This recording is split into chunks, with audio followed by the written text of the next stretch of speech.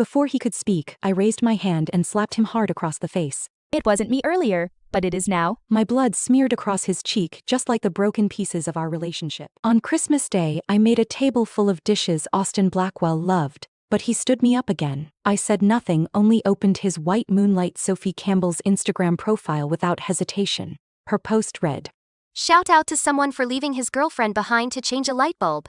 Keep up those precious qualities of valuing friendship over romance." The photo showed Austin standing on a stool to change the bulb, Sophie cupping his leg with both hands, her face brushing his sensitive area. He did not move away, a faint smile on his lips. The image stung, but I did not break down or make a scene. I simply liked the post and sent Austin a breakup message. He did not believe it at all, laughing to his friend.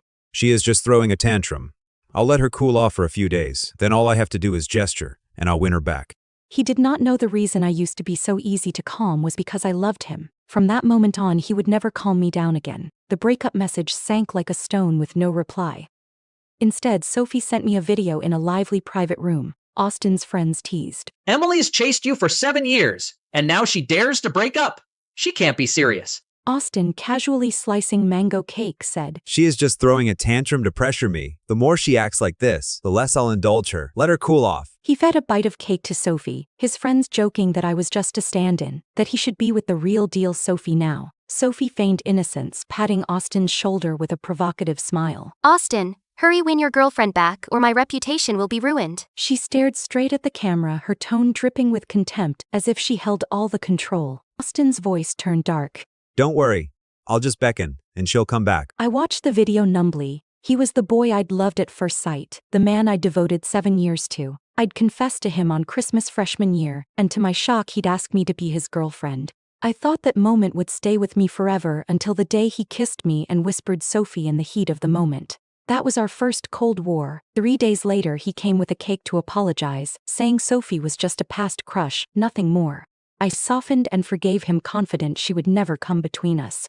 I followed him to a new city after graduation, even cutting ties with my family for him. Did me well, buying me desserts from C brand, drying my hair, rubbing my stomach through my period. I thought we would marry after 7 years together, just as he'd promised.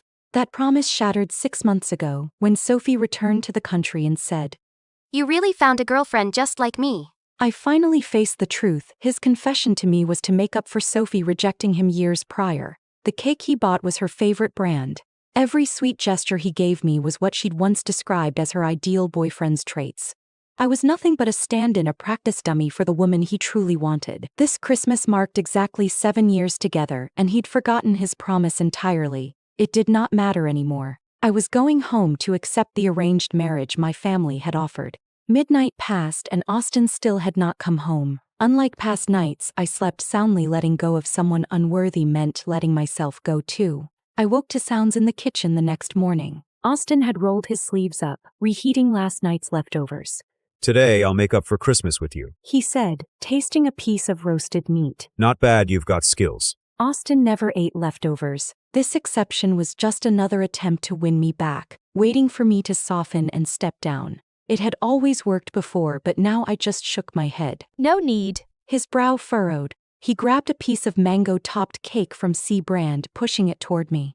Your favorite, the new product. My chest ached sharp and sudden. I had never been fond of desserts. The sweetness I'd felt had come from his thoughtfulness. After 7 years, he had every one of Sophie's preferences etched into his memory, but he could not remember I was deathly allergic to mangoes. I fell silent, finally seeing how worthless those 7 years had been. His impatience boiled over. That's enough! I've given you so many chances! If it weren't for Sophie, I wouldn't have come back to smooth things over! Don't bring up breaking up again! Even his attempt to win me back was for Sophie. Austin, I'm serious. I want to break up. My words were cut off by his ringtone. His tone softened instantly, his eyes lighting up with a smile. All right, I'll be right there. He hung up, his face cold again. Sophie needs me. I'll go take care of it. Without waiting for my reply, he strode out just like he always had. This time I did not stare after his retreating figure, lost and heartbroken. With the long holiday ahead, I went to the office to organize my documents. I would quit my job once the holiday ended and leave the city for good. That evening, I went to a popular restaurant I'd begged Austin to visit countless times, only for him to always be too busy. As soon as I walked in, I saw Austin and Sophie sitting side by side, impossibly close. The table was full of spicy food and seafood, things he hated but she loved. I had spent 7 years accommodating his diet, and now he was bending over backward for someone else. They did not notice me. Sophie laughed, feeding him a shrimp she'd already bitten into, her fingers brushing his lips. Austin blushed. I had never seen him look so flustered, so boyish in all our years together. He only looked that way for her. Sophie, how about we take a picture together? Austin asked, his voice casual but his eyes bright with nervous hope. Sophie did not answer, only smiled and pushed him playfully, then suddenly looked up and saw me. She wore a half smile like she was watching a show, waiting for me to lose control like I had so many times before. She had called Austin away on our anniversary to help her with a work presentation. She'd made him stay with her during a power outage when I was in the hospital with pneumonia. During a thunderstorm, he'd driven across the city to check on her because she'd replied to his text late, and they'd stayed up all night drinking and talking. Every time I'd begged him to choose me, he'd only called me dramatic and told me to stop causing trouble. But this time I did not break. I looked at them calmly. What are you looking at? Do you need me to take a picture for you? Austin froze, his embarrassment turning to angry humiliation. Emily, are you following us? You're the one who suggested breaking up, but when I gave you a way out, you refused. This stalking behavior is suffocating. It's only pushing me further away. He was not nervous about me, he was guilty, but I did not care anymore. I'm just here to have a meal. And for the record, we've broken up. Whatever you do now has nothing to do with me. Sophie raised an eyebrow, surprised by my calm. Emily, don't say things out of spite. Austin stayed with me all day because I wasn't feeling well, but don't get the wrong idea. We're just friends. I had never understood why she strung Austin along when she did not want him. But it did not matter now. I walked past them, sat at a table facing away, and ordered every dish I liked, no longer having to accommodate anyone else's tastes. I could not see them, but their voices carried through the restaurant. Sophie's voice was light, laced with superiority, as she listed all the things Austin had done for her in high school, leaving lilies on her desk when she failed an exam, writing her motivational quotes for entrance exams, bringing her lunch every day no matter the weather. Why can't you have a little patience with your girlfriend? Austin was silent for a moment, then said, She can't compare to you. I kept eating, the spice stinging my eyes. 7 years of love, reduced to those 6 words. I had spent years wondering if I was not good enough for him, but it was never my fault. He had given all his affection and passion to Sophie long ago, and I had never stood a chance. It was time to let him go. After that day, Austin did not come back. It was his usual tactic, no explanation, no apology, just silence. He'd always left me to stew in self-doubt, falling apart little by little until a half-hearted apology was enough for me to forgive him. But this time, I did not care. I packed my things, realizing how little of the apartment actually belonged to me. I had spent 7 years not being myself, and now I was finally free. When the holiday ended, I submitted my resignation. My manager signed it immediately, laughing. So you're heading back to New York. I bet you and Director Blackwell have something planned. He already applied for a transfer to the New York headquarters and a family relocation request. He's clearly doing it for you. I froze. Austin had never mentioned this to me. We'd both studied design, but he'd convinced me one of us needed to focus on the family, so I'd set aside my career to be a receptionist while he climbed the ranks. I'd sacrificed my ambitions for him, only to lose myself entirely. I knew the family member he planned to bring was not me, but I said nothing. That night my department threw me a farewell party. A little tipsy, I walked down the hallway and heard Austin's voice from a half-open private room. He sounded drunk and conflicted. Regret not bringing Emily. His friend asked. No! Austin shook his head. I applied for the transfer for her. I knew she'd struggled cutting ties with her family for me. I thought I'd go back to New York with her, but when Sophie spoke up, I couldn't refuse. Sophie's never accepted you. Once you are in New York, there is no fixing things. I've got to give it one last try. If Sophie still doesn't accept me, I'll give up and settle down with Emily. His words hit me like a slap in the face. He had never woken up from his fantasy of Sophie, and he truly thought I would wait around for him to be done with her. Emily, Sophie walked over from the restroom, her eyes cautious. did you hear the family relocation request is already submitted? This opportunity is mine. She crossed her arms, smiling coldly. I just thought, even if I don't want him, no one else should have him so easily. Austin was just a tool to her, the same way I'd been a tool to him. As I turned to leave, she blocked my path, then clapped her hands loudly and let out a fake scream. Austin rushed out immediately, shoving me aside to get to her. My head hit the wall and I felt blood trickle down my temple. All I saw in his eyes was anger at me. Before he could speak, I raised my hand and slapped him hard across the face. It wasn't me earlier, but it is now. My blood smeared across his cheek, just like the broken pieces of our relationship. Emily, you are acting like a crazy woman. Austin snarled, his face pale with fury. You said we were breaking up, I agreed, so I can take whoever I want with me. And you have no say. I won't comfort you this time. Don't come crying to me later. He helped Sophie into the room and slammed the door shut. The sound was the final nail in the coffin of our 7 years together. That night, I boarded a plane back to New York, the city I'd left for him. I thought with his pride he would never come after me again. But a week later, I received a text from him. You're being stubborn, huh? What are you doing? I replied late that night, feeling nothing. Just got engaged. Austin's reply came instantly, a string of messages. Can you stop messing around? I know New York wedding customs. There's no engagement ceremony unless it's a family arrangement. You're just making this up to get me to care about you. There's a limit to your nonsense. I stared at the screen, stunned. For 7 years, I'd waited for him to reply to my messages this quickly. Now that I had it, I did not want it anymore. I did not reply to his texts, and when he called minutes later, I ended the call and blocked his number. We were done, for good this time. Austin was not wrong about the engagement. It was an arranged marriage between my family, the Clarks, and the Shaw family. My family ran a real estate empire, while the Shaws owned Summit Enterprises, the very company Austin was transferring to. My fiancé, Xander Shaw, was Summit's general manager, the man who turned the failing company into an industry leader in just 3 years. We were childhood acquaintances, though he'd always been the brilliant other family's kid, who'd gotten into Harvard's youth program when he was still in elementary school. I thought he would never agree to an arranged marriage, but he did. He planned the entire engagement party around my preferences, keeping it small and intimate just as I asked. In front of our families, he knelt and slid a ring onto my finger, saying, Emily, in the past, my life was all about work, but from now on, you'll be an irreplaceable part of my life. He gave me sincerity and respect, something I'd never gotten from Austin. I did not feel overwhelming love, but I felt a deep, steady peace. Even if we did not have romance, I would never be a second choice, never a stand-in. That night, my best friend Samantha called me on video. She'd gone to university with us and had been against me leaving New York for Austin from the start. Emily, Austin Blackwell has been frantically asking about your whereabouts. Is he regretting it? I told her flatly. We've broken up. I blocked him. She sighed in relief. Good. I heard he is transferring to Summit Enterprises, bringing a family member with him. By the way, you are starting at Summit tomorrow, right? Isn't that going to be a mess? I stayed calm. He's in design department 2, and I'm in design department 1. We'll barely cross paths. I'd studied design my whole life, and Summit was the perfect place to restart my career. I'd politely declined a deputy director position, choosing to start from scratch to rebuild my skills. I wanted to stand on my own 2 feet, not rely on my family name or my engagement to Xander.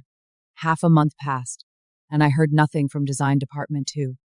I focused on my work, improving every day, and barely thought about Austin. I did not expect to run into him so soon. One day, I had to deliver a design proposal to the marketing department, which shared a building with design department 2 and the CEO's office. I was meeting Xander for dinner at his family home after work, so I decided to drop the proposal off on my way.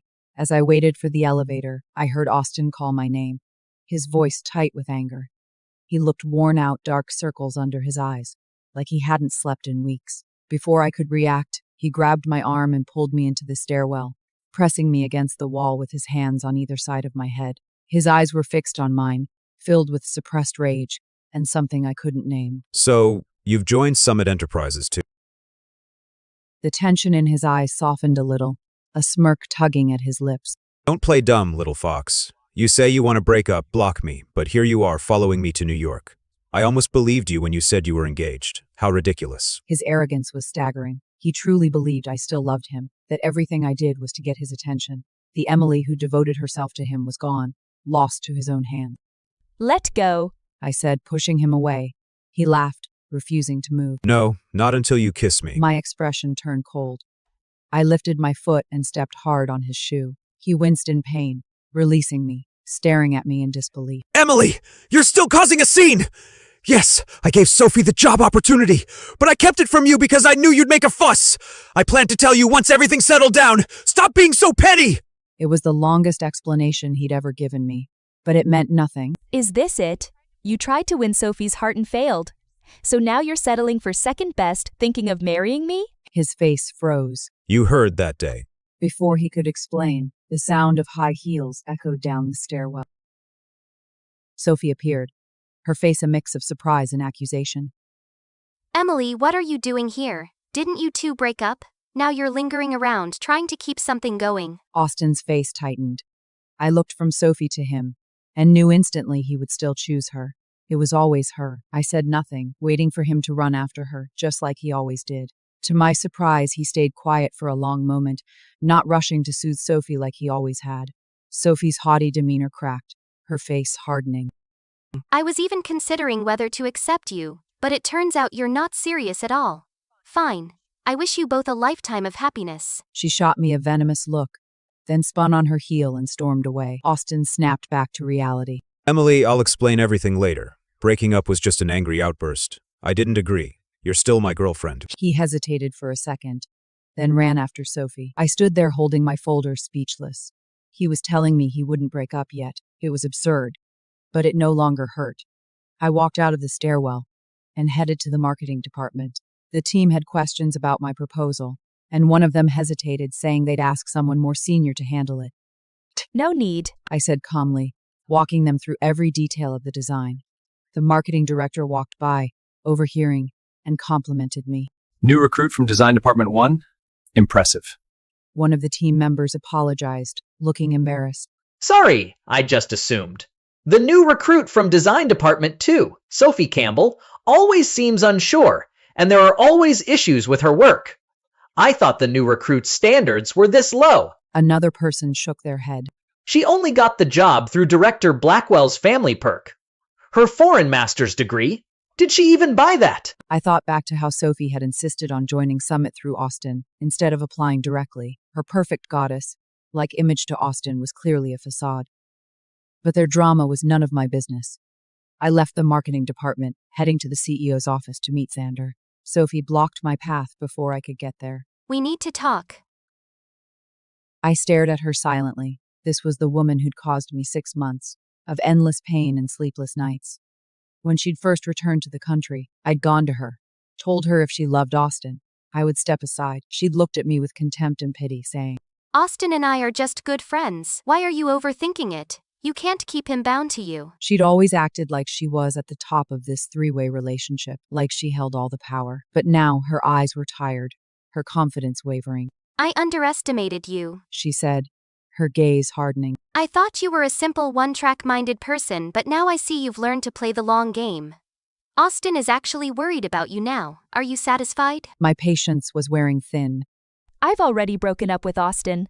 I've said it so many times. Sophie scoffed. Sure, keep telling yourself that. I know how much you loved him. 7 years. Do you really think any other man will love you like that? She sounded smug, like she'd struck a nerve. Just like you can't let go of Austin, he can't let go of me earlier. As soon as I snapped my fingers, he chose me again. What exactly are you trying to say? I asked, impatient. I've changed my mind. She said, lifting her chin haughtily. Now that we're at the same company, I see how well Austin's grown. While he is my backup, I won't let you bother him. If I successfully become the CEO's wife, I won't mind letting you have him back. If I don't, Austin isn't a bad second choice. So until I am certain, don't contact him again. Otherwise, I'll make you regret it. I stared at her, stunned. The CEO's wife, so her entire pursuit of a job at Summit was not for Austin, but for Xander Shaw. She was eyeing my fiancé, while telling me to stay away from my ex. It was absurd. Do you even know Xander Shaw? Does he know you? I asked. Of course, She said, pride in her voice. when I was studying abroad, Xander was a guest professor at our school. I am his junior. I know his criteria for a partner. He likes girls with big eyes. That is why I came to Summit, to get him to notice me and fall in love with me. She looked at me with disdain. Don't think just because you have big eyes too, you can catch his attention. A woman who has been with another man for 7 years? Xander wouldn't even look at you. Maybe you should look in a mirror sometime. I said, turning and walking away. I made it to Xander's office. He was in the middle of an international conference call, but he paused to make me tea and bring me pastries, all exactly to my taste. After the meeting, we left through the private passage to the parking garage. The driver pulled out, then slammed on the brakes suddenly. Sophie was standing in the middle of the VIP garage when she looked up and saw me in the passenger seat next to Xander. Her voice turned high and sharp with shock. Emily, what are you doing in Mr. Shaw's car? Sophie glared at me, furious. The driver got out, saying coldly, "This is the CEO's private garage. How did you get in here?" Sophie snapped back to reality, putting on a flustered, apologetic expression. I am so sorry, I am a new employee. I got lost while thinking about a design proposal. She fluttered her eyes at Xander, but he didn't even spare her a glance. She leaned toward the car window, her voice sharp as she addressed me. Emily, how did you end up in Mr. Shaw's car? Does Austin Blackwell know after 7 years with him, you are already moving on to someone else? She looked at Xander, trying to win his favor, then reluctantly left when the driver urged her again. Once she was gone, Xander looked at me questioningly. Do you need me to handle her? He made a subtle gesture, like he was ready to have her removed. I straightened up. I've heard the Shaw family doesn't deal in anything shady. Xander stared at me, then a smile tugged at his lips. I was asking if you need me to have her fired. It is obvious she is not here with good intentions. If she affects my fiancé's mood, I won't let her show up in front of you again. He ruffled my hair gently, a gesture that felt surprisingly natural. I was stunned for a moment, reminded of the night Austin had first asked me to be his girlfriend, but that memory no longer held any sweetness. Wouldn't it be inappropriate for you to fire an employee just because of me? I asked. Public or private, she should be fired. Xander said seriously. She ignored clear signs to enter the private garage, which is incompetence. I had my assistant check her file 3 minutes ago. She was hired through Austin's family perk, but her work performance is abysmal. HR is verifying the authenticity of her degree, and if there is fraud, we'll press charges. His words were logical, unemotional. I nodded. All right, then let's follow the proper procedures. The car drove toward the Shaw family home. I waited for him to ask about Austin, about my 7 years with another man. He had a spotless romantic history, and I worried he would mind my past. But he never asked. He only talked to me about my work, giving me advice that cleared up the doubts I'd had about my design projects. That night, we had dinner with his parents. After the meal, Xander's assistant brought over a stack of documents. Xander looked at his parents and said, Mom, Dad, I want to transfer my shares in Summit Enterprises to Emily. Do you have any objections? I froze. He owned 60% of Summit's shares, worth billions. It was his life's work, the company he'd built from the ground up. His parents agreed without hesitation, even offering to transfer their shares too. Xander signed the contract, then took me for a walk in the garden. The air smelled of jasmine, the night soft around us. Emily, everyone has a past. Those experiences shaped who you are now. No matter what pain you've been through, there will be none of that in our future. I want to give you the security you deserve, he said, his voice steady and sincere. I looked at him, my throat tight. So you really don't mind the 7 years I spent with someone else? It was just one relationship. Of course I don't mind, he said seriously. Then he smiled a rare, playful smile that made my heart skip a beat. The moonlight wrapped around us. He looked at me, his ears turning faintly red. Emily, may I kiss you? I smiled and closed my eyes. His kiss was soft, gentle like a feather brushing my heart. He held me close, whispering, When you are ready, we'll get married. How does that sound? I rested my head on his chest, listening to his steady heartbeat. All right, I said softly. The next morning, Samantha told me I looked like a completely new person. For the first time in years, I felt like myself again. I'd spent too long neglecting my own needs, shrinking myself to fit into Austin's life. Now, I was finally free to grow. I arrived at the office early, as I always did. But Austin was waiting for me at the door, his face furious. Emily, I told you I'd come explain. How could you do this? what did I do? I asked calmly. Sophie was notified. She was fired last night. She said it was because of you. HR gave her the reasons for her termination. If you have questions, go to them. Move aside, I need to work. He stood his ground, his voice softening like he was giving in. Don't target Sophie again. I've agreed to marry you. I'll get you transferred to my department, move Sophie to another team. After we're married, I'll cut all ties with her. Is that enough for you? My patience snapped. Austin Blackwell, Hasn't that slap from the breakup woken you up? We've broken up. I don't want you, and I am not marrying you. Sophie was fired because of her own incompetence, not me. Austin froze, shocked by my rejection. I said I want to marry you! Isn't that what you wanted all along? I yanked my hand away from his reach. I've made my stance clear. If you don't leave, I'll call security. I reached for the security button, but Sophie jumped out from the corner, blocking it. Her eyes were bloodshot, wild with desperation. Emily, haven't you always liked Austin? I am giving you a chance. I told him to marry you, and you are still playing hard to get. Marry him quickly, or I'll expose your dirty secrets. She shook me violently, screaming. Austin stepped in front of me, his voice tight with anxiety. What dirty secrets? Sophie ignored him, her eyes fixed on me with pure malice. Marry him! Don't compete with me for Mr. Shaw! I pressed the security button without a word. Austin shook Sophie's wrist, demanding again. What dirty secrets? Sophie's face twisted. Austin, do you know why Emily doesn't want you? Because she is Xander's mistress. She seduced him to get this job.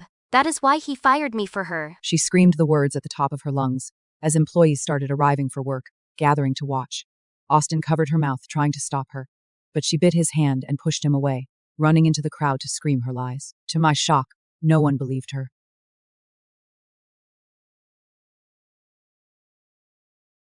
My coworkers spoke up in my defense, praising my work ethic and talent, while complaining about Sophie's incompetence and mistakes. Sophie's face turned red with rage, until she spotted Xander walking down the hall. Mr. Shaw, tell them, Emily is your mistress. She shrieked. Xander walked steadily toward me, wrapping an arm around my waist. His voice was calm, but carried undeniable authority. I am indeed with Emily now, and if there is any keeping between us, I am the one being kept, because Emily is the chairman of Summit Enterprises Group, and I am just working for her. He looked at me, his eyes soft with affection. Right, my fiancé. The crowd erupted into shocked murmurs. Mr. and Mrs. Shaw walked in with a team of lawyers, announcing that the share transfer was official, that Emily Clark was their daughter-in-law, and that anyone spreading rumors would be fired immediately. The HR director stepped forward, announcing that Sophie's master's degree was fake, that she'd been expelled from university for a scandal, and had outstanding gambling debts. The crowd booed her, the truth finally exposed. Austin stared at Sophie, disbelief and disgust in his eyes. You borrowed $1 million from me for working capital, but it was for gambling debts. I betrayed Emily so many times for you, and you lied to me this whole time. Sophie sneered, unrepentant. You are the fool. I only bothered with you because I heard you could get me into Summit through the family perk. You are the one who couldn't keep your woman. It is your fault she stole Xander from me. The HR director turned to Austin, his voice cold. Austin Blackwell, you repeatedly covered for Sophie's mistakes, reassigned her work to other employees, and submitted a plagiarized design she created to a client, costing the company a major contract. You're guilty of neglect of duty. We ask that you resign immediately. Austin nodded calmly. All right, it is my fault. I'll resign. The farce was over. Sophie was dragged out by security, banned from the industry for life. Later that day, I saw her outside the building, begging Austin to stay with her. He pushed her away, telling her he no longer loved her, that he'd only been obsessed with a memory of her from high school. She screamed, grabbing him and pulling him into the road. She was hit by an oncoming car and survived, but would spend the rest of her life in a wheelchair.